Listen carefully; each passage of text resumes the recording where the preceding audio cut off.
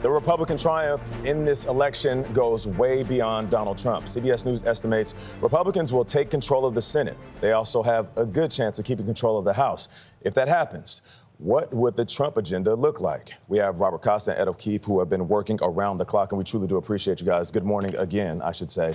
Bob, I'll start with you. What's the latest report from the Trump campaign?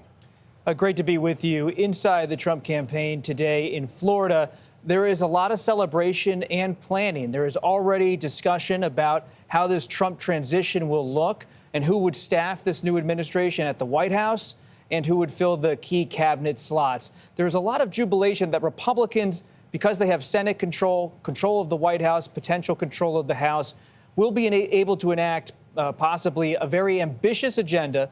They're going over plans for the mass deportation proposal by former President Trump to go after undocumented migrants in this country.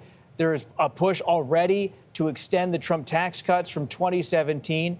And you see the business community behind the scenes this morning rallying around Trump for the most part, believing that he is going to deregulate many of the industries in this country. You know, it's interesting because he has said that he's going to free some people convicted for their roles on January 6th and fire special counsel Jack Smith within seconds of taking office. Would any of those moves surprise you? And I asked this, Bob, and Ed, too, because when I was in Pennsylvania talking to voters, people would say, oh, that's just Trump being Trump. You can't always believe everything he says. Sometimes he just says things, but it doesn't mean he's going to do that. What do you all think? I would think those are two things he's going to do, at least firing Jack Smith for sure. The Justice Department's in for an overhaul. And we're going to probably see mass resignations of career attorneys who don't necessarily want to be there for it. Not only there, but across the federal government. So that's one thing. The January 6th, defendants, we'll have to see exactly how that would be done. I'm more curious to see what he does in economic policy. You got a big tax debate coming next year. Do you extend the Trump tax cuts for the wealthy? Can he make good on the campaign promise to end taxation of tips? That's what may have won him Nevada. It was such a popular issue that Kamala Harris had to go and adopt it herself. We went and talked to voters out there who now expect him to do this for them.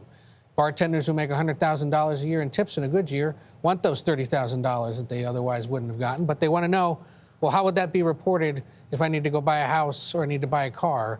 And that would cost $250 billion over the next decade. Is that something that Republicans are willing to take on? So a lot of these campaign promises sounded great and may have been, fuel for the base, but the details of them could get tricky. And as they say, you govern in poetry, or you campaign in poetry, you govern in prose. The prose could get really tricky. Well, the question, of course, becomes, as you both stated, who will fill those key cabinet roles? You're talking about folks like RFK Jr., who is potentially going to be in charge of some kind of health apparatus in the United States. Of course, the question becomes, what does happen to those institutions, the Department of Education, the Justice Department, if Donald Trump is able to implement the type of people that will look very different from the first administration. The first administration had a lot of professional class people with extensive experience in those roles. It might look different this time around, Bob. If you're just waking up and you see Donald Trump is now going to be president of the United States again, the former president to be the 47th president, you have to conceptualize a different kind of presidency on the horizon. Former President Trump, based on our reporting at CBS News, believes that because the Supreme Court in recent months ruled that presidents have immunity, broadly speaking, when it comes to so-called official acts, that if he wins the White House, as CBS News has projected, he would be an empowered president, in his view, to have a tight grip over the executive branch in this country, to staff it with loyalists, whether it's the Justice Department, the Environmental Protection Agency, the Federal Trade Commission. All of these agencies could have his people. And there's a new movement around Trump. Donald Trump Jr., Tucker Carlson, J.D. Vance, the vice president-elect, Elon Musk, one of the world's richest people, all around Trump trying to overhaul the United States government. The United States, the American people, have just elected someone who wants to transform the country and has a full confidence in his ability to command a political movement to keep himself afloat, even if he has his critics in the Congress, in the press or elsewhere. And Ed, do you think he'll be able to do that? Because what Bob is laying out sounds like a Trump presidency, since we know he's not going to run again. A Trump presidency with no guardrails on any level.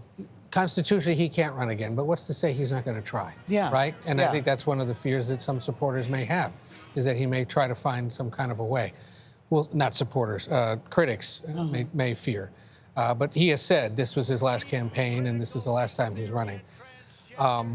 We'll see. Can I say one thing? I know there are a lot of people waking up this morning thrilled about this, and there are a lot of people waking up this morning confused and really hurt about this. And I'm reminded of a guy named John I met in Wisconsin, from Appleton, Wisconsin, who said he was supporting the vice president and he was praying for her to win. But, he said, if she doesn't win, life goes on and we have to move on and we can try again. And I think it's an important thing for all Americans. Whether you won last night, whether you lost, you've got to be able as a country to move forward. And you can remember that in 2 years and in 4 years, there are contests again where your side might be able to prevail. And just briefly, to Ed's point, the key things to watch today: what does President Biden say? What does Vice President Harris say? Something we will be watching. Indeed. Bob, thank you very much. Ed, always great to have you. Thank you both very much. We'll be right back.